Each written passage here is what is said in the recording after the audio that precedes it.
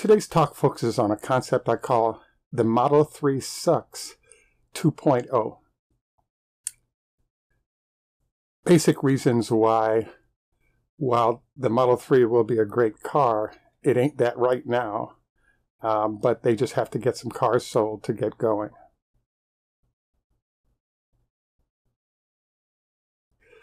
This is Greg for Tesla Fan Insight. Thanks once again for taking time out. If this is your first time on our channel, please take time to like and subscribe. If you're returning, welcome back.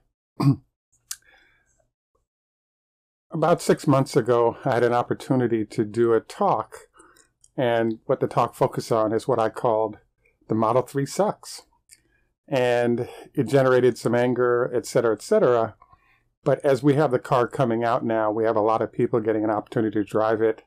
I've been around it, been around similar cars for a long time, and I think that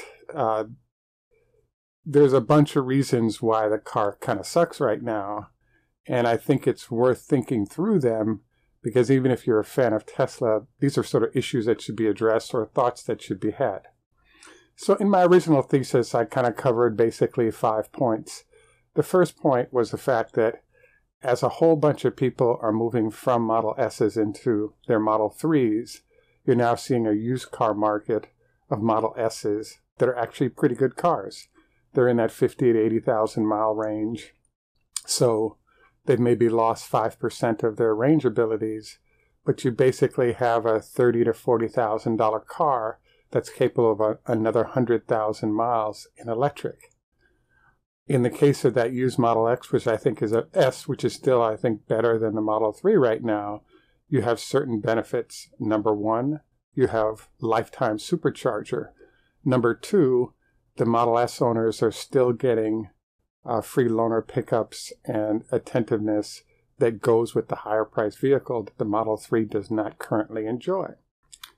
Number three, simply more space, more screens, everything. The Model S is equipped like a legitimate $50,000 to $60,000 luxury vehicle in terms of trunk space, number of seats, size of the vehicle for enjoyment. And I think that, there's no doubt that the Model S is a better car when you just line them up head to head. The question is the used Model S a good idea?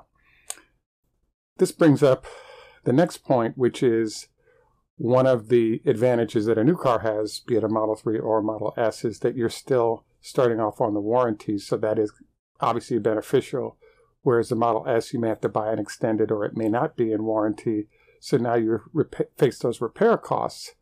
I'm not sure that it's an ugly situation for a Model S owner in a used vehicle, particularly on something that's been stabilized over a number of recalls by Tesla, and that will likely get you that 100,000 miles without very much maintenance. And this is especially the case because one of the most important attributes of switching to electric is that those electric motors have 17 moving parts in them. So once all the issues of doors that stick and all the other little things get addressed, you now face the prospect of, if there's a problem with your car, there's only 1 in 17 parts that you have to deal with for that motor, and you're good to go from there. You also have the benefit of being able to get a look at the computer run that went with your vehicle when it comes to the history of how the battery was handled by the previous owner, to understand, A, what the battery degradation is, and B, how hard the car was driven, which is something you obviously can't do with an ICE vehicle. So to close out my initial thesis, I basically argue that the Model 3 sucks because I think that a used Model S in the 30 to 40 range has a huge number of benefits. Number one, you can get it right now. Number two, the car is stable.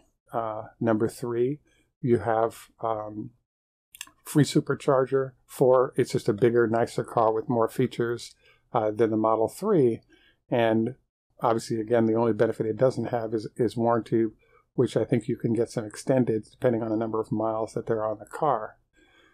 Now, let's move over to further looking and taking apart the Model 3. You know, a lot of people have driven the car, a lot of people are driving their car, and we're now starting to see kind of what it's all about. And really, what Tesla has done is sort of done a cheaper version of the Model S so that it can deliver the car at a lower price. And so there's a lot of things you lose that we've already discussed relative to having a Model S. But I wanted to sort of go into currently, like, I really think I need to modify even my title here, because we have to call the Model 3 Sucks December edition. And here's why. There's a company called Daimler-Benz, and I've been tracking the development of their electric trucks over the last, let's say, year or two. Now, Daimler started building electric trucks back in 2009, and then they finally came up with prototypes, and they built 150 vehicles back at the beginning of 2016, and then they sent them out around the world to a number of current customers to allow them to try out the vehicles and give feedback so they could know what to do from there. So they took a whole year of this vehicle being on the road before, and then collected data on it and used that data to determine, you know, viability of getting it out there, et cetera, et cetera. Now let's think about this. The Model 3 started coming off their production line, let's say in June of this year, and the newest versions have just been coming out. Now, what this means is that for how great companies do cars, including having that vehicle on the street for 6 months to a year under rigorous testing before consumers driving it, you know, Tesla really violates core fundamentals of what great companies do by delivering the Model 3s without doing a very small quantity, putting them through harsh tests for 6 months, and then now all the bugs are worked out. So I believe the December/January version of the Model 3 and their owners are really beta testing the car for Tesla. And I believe that based on the research I've done on the company, it was indicated that Tesla makes one of the vertical integration advantages that they love is that on a monthly basis, Tesla will redo a whole bunch of internal components to the vehicle, to the point where if you look at a Model S, they kind of all look the same. But if you go back, there are a lot of features on a monthly basis going backwards that continue to change in the vehicle when the company has identified optimizations of things they want to build new and put into that vehicle. So I believe that based on the normal Tesla process, the vehicle we're seeing right now in the form of the Model 3 will be 20 to 30% different by the time we get to June of this year. So another component of why I say the Model 3 December-January edition sucks is that there's a number of beta tested items from early consumers that will be identified as issues, and those issues will be repaired.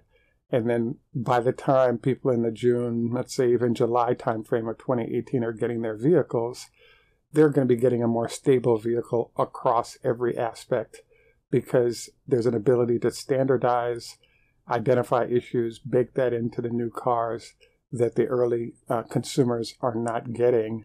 And in essence, those early consumers are really beta testing the car for Tesla and sort of rolling through the headaches associated with that as a result.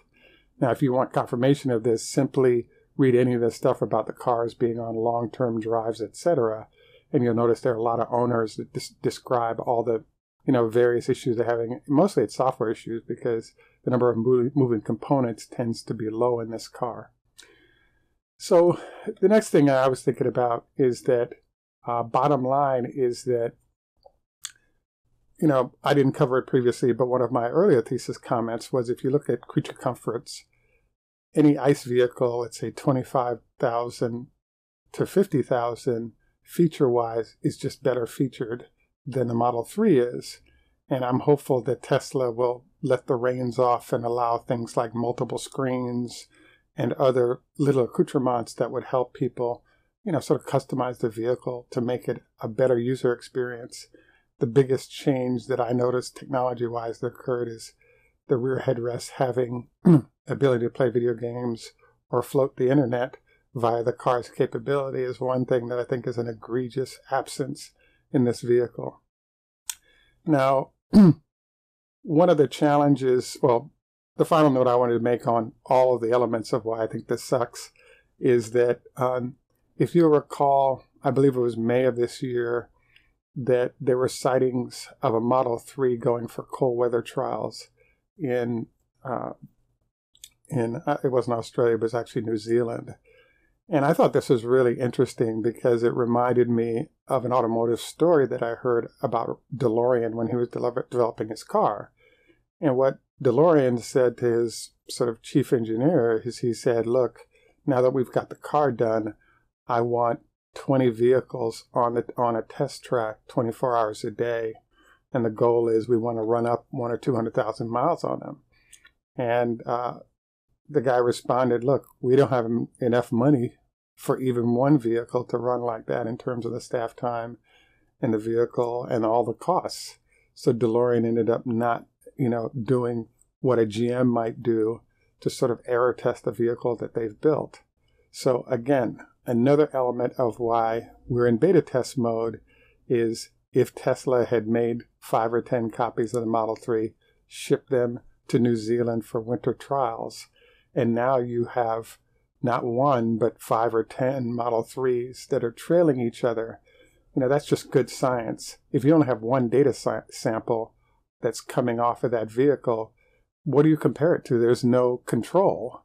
So yes, there's data that's been coming back off of that winter trial Model 3 that's out in the wild, but it further highlights the fact that the consumers getting the vehicles early are really the beta testers of the vehicle, and hence why I say Model 3 kind of sucks right now.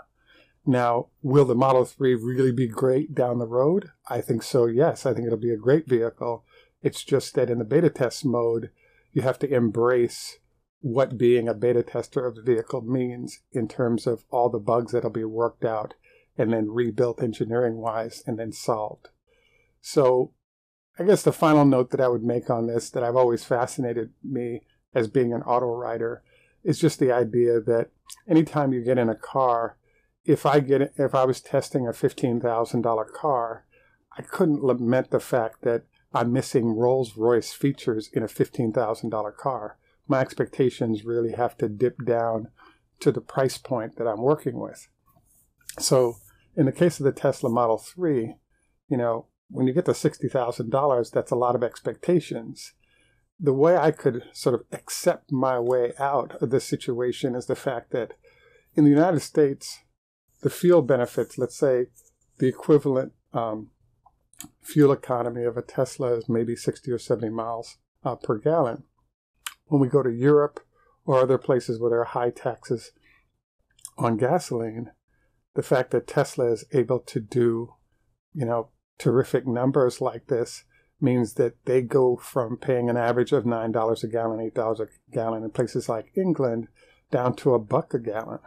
So what I'm fascinated by is even if the Model 3 was the Fred Flintstone's vehicle, when you go from $9 a gallon to $1 a gallon, all of a sudden life is wonderful. So if Model 3 does nothing else other than give me 300 miles in range and allow me to get a lower price on fuel like that, it's a winner.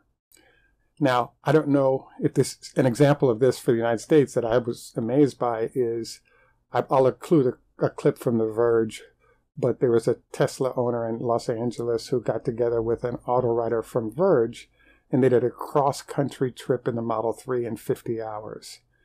By the time they got to New York, they counted up the cost of electricity because Model 3s do not enjoy free supercharger, and it turns out to be $100 for a 2,500-mile trip in a Model 3. Now, obviously, maybe 40 miles per is about what a good ICE vehicle would do right now, and you allocate that over 2,500 miles, and you ain't getting nowhere near $100 for a cross-country trip. So, yes, the benefits of electric are real. Yes, Model 3 will do them. Are we there yet with the Model 3? Nope. I think the Model 3 sucks for the reasons I described. Will it be a lot better and enter from sucky to good car, maybe even great car for users who have ideal situations? Absolutely. So, frankly, I'm hopeful that now that the car is getting out there, those of you who are getting your vehicles, you're part of the data sample. So as you share your experiences and the challenges and the factory's able to fix those, all the other users are going to be able to transition their cars into better cars as those software fixes are written, as well as Tesla uses their vertical integration to modify items that may not have been the best choice round one. So I'm looking forward to you guys, presenting your response here. There are a lot of features that I think would be lovely to see in the car, like a second screen or a screen that was portable so that you can have in the back of the front seat. Or if the first screen goes down, you have a plan B, or using Wi-Fi in the car to allow you to see data on your cell phone or an iPad rather than on the vehicle would be very easy because the data is already there. And I think this would be a great hack if somebody wants to make some money. Again, looking forward to your comments on all this. This is Greg for Tesla Fan Insight. Tschüss, makut, au revoir, lehitraot. And I still stand by my thesis right now that a good used Model S with unlimited miles from the supercharger and a stable car in that 50K range is still better than a Model 3 until they stabilize the vehicle over the next 6 months to a year. Have a great day, and again, look forward to any and all comments.